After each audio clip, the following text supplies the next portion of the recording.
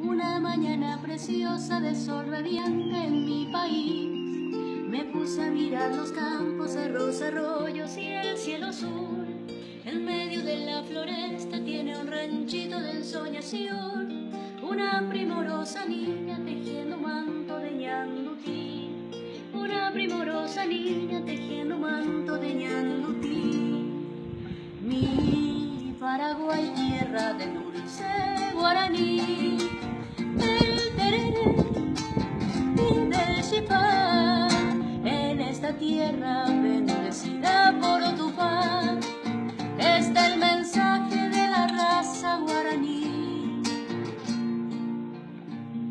Al pisar el rojo suelo un boca ya te saludará, y desde un talle florido miles de aves te cantarán la primorosa leyenda de nuestra Virgen Cacupé, que con su manto celeste a todo el mundo bendice ya, que con su manto celeste a todo el mundo bendice ya.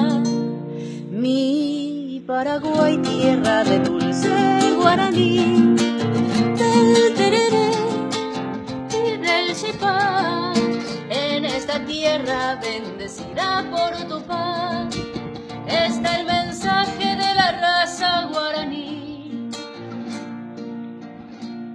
Viajero, tú que visitas mi hermosa tierra, te ofreceré paisajes, mitos, leyendas de un pueblo heroico por tradición. Mi pueblo sencillo y noble tiene su encanto primaveral, en una hermosa morena radiante y bella cual una flor, en una hermosa morena radiante y bella cual una flor.